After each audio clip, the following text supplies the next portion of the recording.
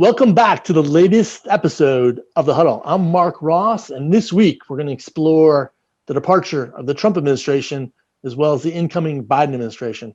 And this was a hell of a week on Capitol Hill, one of the most historic events that face this American republic.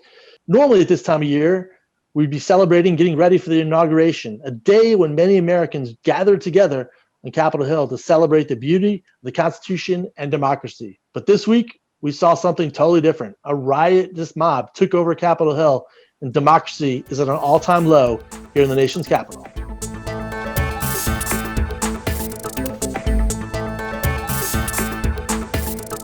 This is The Huddle, and this week I'm joined once again by our stellar producer and political strategist, Brendan Kownacki. Brendan, what do you think happened? What are your thoughts? What is going on in America? You know, Mark, you alluded to this a little bit, that this is normally a time when in another time, in another universe, the Biden team would be out there ironing their bunting, getting ready for the inauguration. Capitol Hill is kind of in shambles right now, and I'm not making light of it. This is a dark time that we've seen this week. How big of a distraction do you think this is going to be for the incoming Biden team to try and set their agenda while being dogged by what was an actual invasion on the seat of government? I think this is one of the biggest challenges to face a president in decades. I mean, certainly 9/11 happened 9 months into the Bush administration, but to start out your administration in this age of hyperpolitics, dissension, conspiracies, a pandemic, the economic numbers that came out this week are pretty dreadful.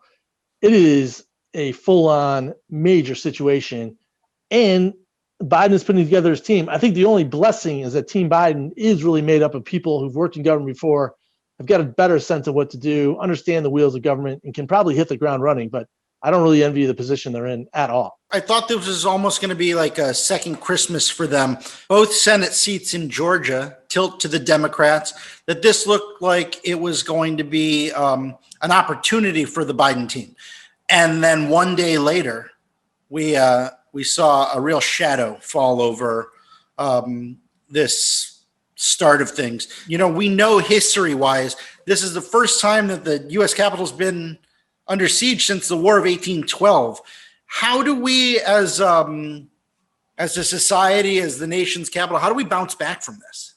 Well, this has unfortunately been a big week for the War of 1812. As you probably know, I'm an amateur historian of the War of 1812. Major General Robert Ross of the British Redcoats was the lead general who helped storm the Capitol. But this level of dissension, this level of invasion, we've got people that have died, we have injuries. I think we're only opening days from the situation. Frankly, as more and more news comes out, it is becoming grimmer and grimmer by the day.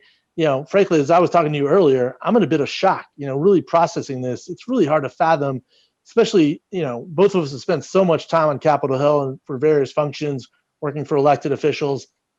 This level of lawlessness, this level of disrespect for the citadel of democracy, frankly, it's unspeakable. I'm in shock. I think it's going to take a lot of time for people like you and I, people who've been in the district for a lot of years, people who've spent a lot of their careers in the Capitol building, to fully process this. I'm still coming to terms with every new image I see and trying just to figure out how to process this. But I know you've got a couple of guests that you want to speak with today to help bring some context to the situation we've seen this week. Yeah, no, we're fortunate this week to have two experts that really have worked on the front lines of negotiation as well as crisis communications. And I think it's really important because there are multiple stakeholders in this environment. I mean, obviously, a lot of us are looking towards the U.S. government, to the new Biden administration to kind of move us forward. But other individuals, especially, I think, corporations, businesses are really going to be at the forefront of helping us move forward. So to get their insights, it's going to be really important. First up, joining us is Chip Massey. He's a former special agent for the FBI who specialized as a hostage negotiator. He's worked in both the D.C. and New York City field offices. He's seen some tense moments, no doubt, in his career, and he's going to give us some insights on what might have been happening on Capitol Hill this week, not only from a rioter's perspective, but also from police enforcement, as well as U.S. government agencies. Chip, thanks for joining us. It's a pleasure to be here, Mark. Thank you. Chip, thanks for making the time. Obviously, a pretty historic week in the nation's capital. What are your first impressions? What should we be thinking as citizens? Right. Well, here's the thing: is that they've said that this could have been foreshadowed. That all of this, we should have had, all the warnings were there. We should have had a plan and so forth. Well, hindsight, right? I've like you, I've been reading about it and trying to piece together the timeline of events and what's happened. But here's the thing, and it kind of breaks down the way I see it in terms of like a hostage negotiation, one-on-one, to one group, one faction at a time. And we need to have a better understanding of who these groups are. People need to be heard. That's one of the things you learn about in hostage negotiation, and you certainly have used this in your world, Mark, is that people need to have an outlet. They need to feel like their voice matters, that the people in power that make the decisions are listening to them and are truly, engaged in what their lives are like. Absent that, you have people go to their corners. You have factions. They're operating in the dark. You have these outlier groups that rise up, and then people are drawn to that. Chip, as we look at the events on Capitol Hill, and we've all been in those spaces, and you think about how cramped and small some parts of the U.S. Capitol are, and you're seeing thousands of people storm in. What is the thinking of the police force? Do you want to help negotiate or reduce the tension immediately in front of you? Are you working as a team to negotiate the bigger event? Is it a step-by-step process? When people are literally storming the gates, it's too late for negotiation, right? It's beyond the ability to reason. So now what you're doing is you're trying to limit harm from the individuals present and for your safety as well. So yeah, you have to now manage the situation that is right in front of you, and you have to meet that with an escalation of what's being given to subdue the threat. That's all you're trying to do, is subdue the threat. Now, it seemed like there was not a lot of cohesion as to how to handle the threat that was thrust upon them. We saw different various degrees of force being utilized. We saw some that had zero support, certainly from the footage we saw, that they were forced to run away from the attackers. I received a lot of messages from around the world from friends and contacts, and they were kind of surprised that the Capitol could be, stormed in such a way. But I don't think most people fully realize how accessible the U.S. Capitol is, and just the grounds and the plaza, and the decision making between, is it the people's house, making it accessible? Obviously, you don't want to build a wall around the Capitol, which we see now. Balancing that, the friction between protection and political speech must be a huge challenge for various government agencies. Oh, it has to be, and certainly in changing context too, right? You have people that are in position of securing that real estate, and you have differing voices telling them what their priorities are. I know all this is going to shake out as investigations happen and so forth, and we're very so close to this right now in terms of the newness of it. But we're going to see things like their decision matrix, what was their commands given prior to this event, what were they instructed to do, not to do. All these things are certainly going to play a part of how all this comes to light. And also the patchwork of DC, obviously, DC being a federal property, and the Capitol Hill Police Force has their own jurisdiction. The Speaker and the House Administrative Committee is in charge of maintaining the security of the Capitol. Is this a 9/11, not in the sense of obviously the catastrophe around that, but is this a whole of government failure? I'm wondering about the cohesiveness in this time frame. Certainly the person at the top was using very inflammatory language, right? That it is almost given permission for various factions to push into the territory that they found themselves in. One of the things that struck me when I was seeing the footage, Mark, was that when the people were breaching the doorways, what I saw in their faces was one kind of like, what do I do now? Now right. I'm here. It's almost like and that told me there was no plan. There was nothing there except, just go into the Capitol and take it. I'm not sure what that means, and I'm sure that's not what most of the people there were for, right? And I bet we're going to find out that there were a lot of white supremacist groups mixed in. A lot of the violent militant were a part of that. That join in with these kind of things and want these kind of things to happen, right? They want to foment this kind of disintegration. There needs to be a plan in place, regardless of who's in power, regardless of we have a duty to protect the public. We have a duty to protect, the decision makers of this, and the Capitol, any kind of public building where our lawmakers are gathered, where the decision makers are. When I hear negotiator, hostage negotiation, Mm-hmm. I think of very contained kind of one-on-one situation, and some of the corporate work you do now, helping advise clients on how to sort out or maybe get an advantage in negotiation. That it's a limited number of players. But as you talked about, these various factions, which I'm a huge fan of James Madison, the use of factions, you got multiple groups, multiple stakeholders, multiple layers of government. I mean, this is like a toxic stew that we've, clearly we weren't prepared for. It wasn't as limited as maybe we would have liked. So is that, where do we go from here in terms of understanding this event? I think what we need to do, and certainly the Biden administration is going to be involved with, no doubt, is talking and allowing people to have a dialogue about this. See, to me, that's classic negotiations, is classic de-escalation. And that's really what we're talking about here, right, Mark, is how do you de-escalate a group that is at a level 10 in terms of we're storming the Capitol, that's what we're planning today, to, hey, shouldn't we have a dialogue with the decision makers? Shouldn't we, maybe, have a line of communication open to someone in the Biden administration? That's really what needs to happen, right? One of the most dramatic photos this week from Capitol Hill was the photo of guns being drawn as intruders tried to enter the House chamber. What would have been the thinking of the police force here during that moment? So when you're de-escalating somebody, some of the key tenets of de-escalation are, you have to acknowledge another person's feelings, right? It's so important when people have felt isolated that they feel heard. So one way of doing that is and you've seen the people on the news, they are, all in on this. They feel that their country has been stolen from, the election has been stolen. They feel disenfranchised, marginalized. Well, how do you bring people back to the center of this? Well, you listen, right? You ask them the good penetrating questions.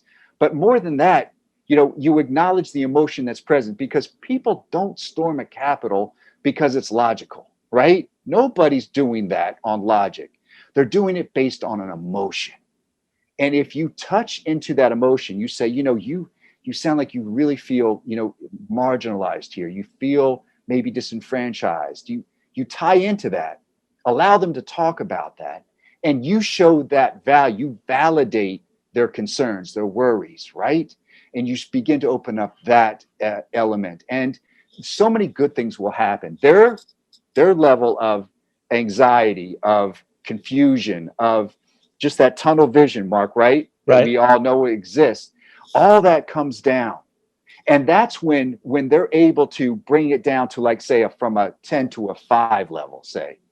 That's that gray area where they can actually listen and understand. I'm guessing there was a small percentage thought this could happen, and then it just became a little mob situation where there was fomenting, and people just got crazy.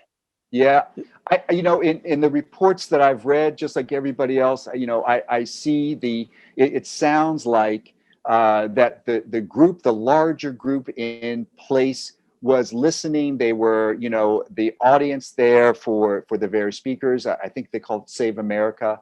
And then after it was concluded by the president, who said, meet you at the Capitol, and said some inflammatory statements, they were joined at some point by a very heavily what we would call a militarized group, right? That they were almost paramilitary group. Militia, yeah, for sure. Right, to join them.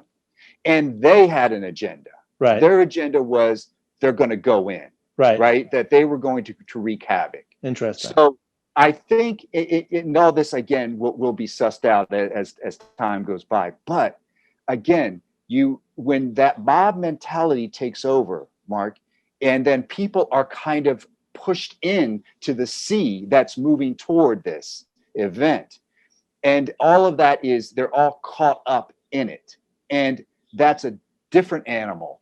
Any worry that there were foreign elements part of this mob? I mean, and obviously, our opponents in China, Turkey, they're making hay of this. I think anytime we have a national event like this, a catastrophic event that happens, that showcases our inability to protect our public, the idea of that there's larger groups that exist perhaps that want to take down the powers that be. Anytime that's on display, it causes unease, and it causes certainly our enemies that you just highlighted to mock us and to take us down and to say, who are we, to talk about destabilization issues within their country when we have our own. And certainly that's the case. How should smart, intelligent people at the top listen to their advisors? The older leadership of the Senate used to say, we used to be able to talk to each other, right?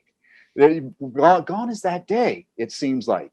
But it needs to come back.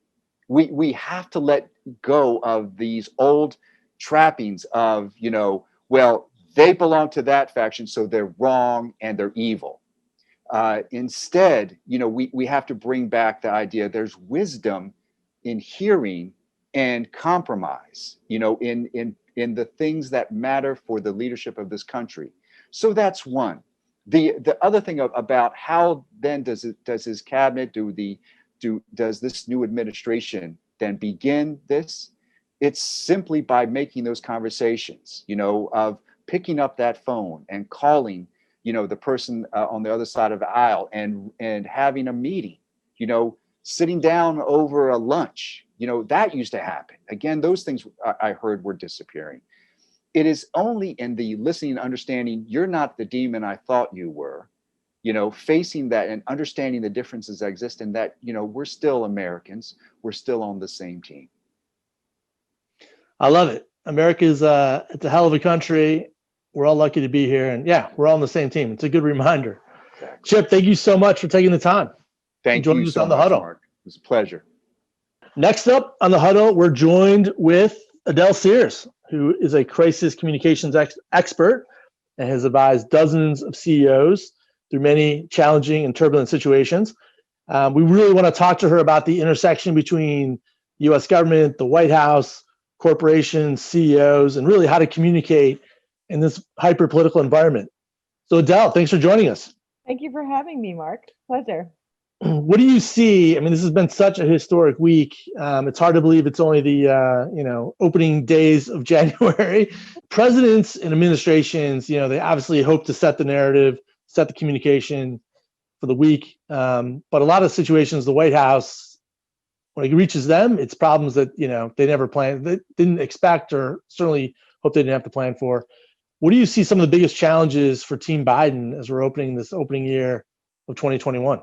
Absolutely. I mean, I think what we first should talk about is the culture is mirroring what we see, right? We mirror what we see as a culture. And so with the Trump administration, you saw a lot of inflammatory comments, a lot of reaction from people on a variety of different ways.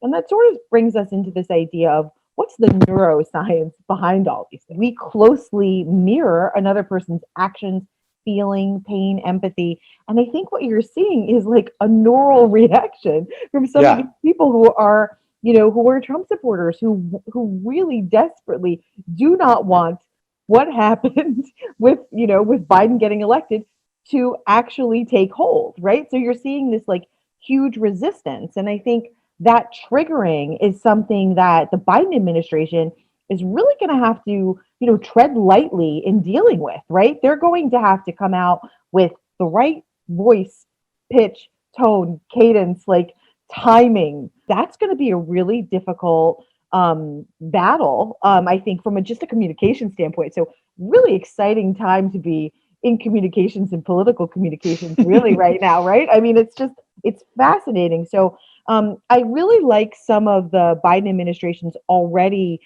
their positioning, their messaging around, you've heard Biden say, I'm everybody's president, regardless of who you voted for. Like you can Right. see him just Inclusive. starting to be inclusive, to be shifting the conversation more towards the middle, which I think is just so critical in creating just more of a balance. The idea of what's the corporate role, what are the associations roles, what are the industry roles. I think they have a role in creating more middle ground. And so if you're going to take a stand, it's more like, how do we create more inclusiveness? How do we have more people be heard? Because the reason why people storm a Capitol is because they're clearly angry. They're not being heard. Their voices are marginalized. And you saw that a lot in the narrative that the Trump administration has put forth. Can you talk a little bit about the push and pull between internal communications, that is speaking to your employees and employees wanting to do something, and the external audience, your board, shareholders, et cetera, and kind of the environment, the new communication environment for CEOs in this new Biden administration? That's such a great question, Mark. I think what's really interesting is companies are probably experiencing microcosms of what has happened on the Capitol, right? So, you've got people within your company who are maybe, supporters of Trump, who are supporters of Biden, who are coming to work or even virtually working, right? And they have all of these underlying feelings that are not being expressed. And so as a leader, you're dealing with these like underpinnings. And it really is your job to bring that into the light. Because if you don't, it can really cause disruption in your productivity. It can cause disruption in your ability to get things done because people just don't know where you stand. I'm curious about your expertise, though, in crisis communications. If you can kind of like peel back the curtain behind that and just your advice when you speak to corporations, trade associations about being obviously reactive to events, but also proactive, and where the word crisis comes in there. Like, are we in a crisis communication situation now? I believe we are. And I think a lot of corporations are because, I think their employees, their customers, political factions are going to be looking at how did a company respond to this? How did they say anything? Did they purposefully not say anything? Right? So you've got to make a choice. Do you want to get out in front of this and be one of those people who is leading the way around how the country is going to move forward? Or do you want to be like a bystander? Now, I think there's not a right or wrong answer for corporations, right? I think it could be an either or. I mean, it's a big opportunity for some organizations who are willing to take just a little bit of risk, maybe put a little skin in the game and say, hey, this is where we want to go. This is what we believe in. You saw some CEOs getting a lot of hot water when the Black Lives Matter movement came to a head, right? Right. And so you saw some CEOs like just dodge not getting involved in the conversation at all. And then others who rose to the occasion. And the ones who rose to the occasion really got reward from that. So I think it's no longer possible for CEOs of multinational companies, global companies, to sit by the wayside if many of the people within your organization have an opinion on something. No, Adele, that's a good point because, we all can't be Patagonia. I mean, Patagonia, is on the front lines. And I look back to the summer and just the Facebook boycott and all these, multinational companies saying we're going to boycott our advertising on Facebook. And so two things, like, how should a company decide, like, this is the time for me to be more proactive? Mm-hmm. How do you work out that kind of metric, the metrics around that or the framework? And is it, I guess once you're in it though, you can't really stop. I mean, you got to keep being a part of the conversation, so to speak. You do. So you have to be very intentional about whether or not you want to get in the conversation and when to enter, right? So I think that's first. And then secondly, I think the corporation has to make a decision, right? They have to make a decision as to how relevant what is happening right now is to their brand. And the further away you get from the core relevance of the issue and how it relates to your brand, the less likely you're going to be seen as a positive player in the conversation, right? You become more opportunistic. Companies are now what we used to think of as religion, right? It's like our corporations are now the voice of the masses. And so as a corporation, it really is your job to step out when it's important. Are you going to be the corporation that's going to see it through? So whatever thing you come forward with, you are going to, as you said, right? You're going to be committed throughout the whole time, throughout the whole administration. So that's a different level of commitment than, hey, we're just going to get a little bit of attention to get a soundbite. Yeah, and I'm sure, as a as a communication pro, sometimes you're often a psychologist, you're a coach. When you speak to CEOs, you are a priest. You hear all kinds of crazy stuff, not around communications. I'm just wondering, any advice you have for, future cabinet members as they go through the confirmation process and what to expect? I think it's going to be an interesting time, right? I think it's going to be an interesting time for everyone out there. I mean, I think as far as the cabinet members are concerned, I think they have to tread lightly, but I think they have to create a voice for themselves immediately. Because if they don't, that narrative will be created for them by the media. And so with Trump exiting and the Biden administration coming in, right now is the time at which they can kind of lay the foundation for who they want to be. I think they've got to really pay attention to timing. They've got to really pay attention to what's going on, and they've got to choose their narrative carefully, because that's going to be what they are remembered for. Thanks, Adele, for your guidance. Time will tell how these events will play out. Marc, these were some great expert opinions. I think it's just further proof that the Biden administration is not walking down easy street when they arrive in D.C. in just a few weeks here. I think this underscores why it's going to be so important for him to build a really strong, coherent, capable government. And that's what we keep seeing as more names get added to the list for the top officials in the new administration. Yeah, I know. It was great to hear from Chip and Adele and the expertise they bring. And no, you're right. We've all said it, all four of us. We are entering an age of hyperpolitics. We got a Senate that's divided, 50-50. The House majority is super slim. The presidency, a lot of speculation in D.C. that Joe Biden will be a one-termer. Something like we've never seen before. You've got literally a mob of American citizens that tried to take over the Capitol this week. Amazing time to be part of American history. So, I've got to ask, we're all about inner circle analysis here at the Huddle. Who do you want in your huddle this week? My pick is the ex-presidents. It's the most exclusive club in the whole world. We saw coordinated, timing-wise statements from Bill Clinton, Barack Obama, and George Bush, all condemning the attacks at the Capitol. I think when it feels like you need someone behind you, those are three names that I'd want in my inner circle. No, that's amazing. We're both on the same wavelength there. I was going to say the ex-presidents myself, but I'm going to take it a step further. I think we're at such a dramatic time in American democracy. It'd be great to get the losers of presidential campaigns: Hillary Clinton, Mitt Romney, Michael Dukakis, Al Gore.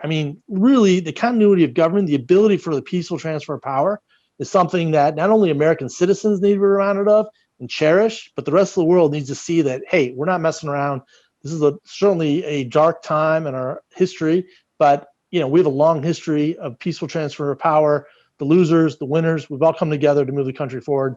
I'd like to see the losers step up as well. It's during the elections, we spend so much time vilifying the other side, and that we sometimes forget that these people are great statesmen, that they don't step up to the plate to run for president of the United States without a resume of qualifications that outweighs the average Joe. And so I think you've hit the nail on the head here. Maybe that's a good place to wrap up for this week. I agree. Thanks again, Brendan, for putting this together. I think the Huddle's doing an important job providing inner circle analysis. Really trying to understand what's happening. I think we'd all do really well this weekend to kind of step back, remember that we're very fortunate to live in this country, and, give the Biden administration an opportunity to kind of move forward. And, democracy is a cool thing. It never rests. Thanks for joining us.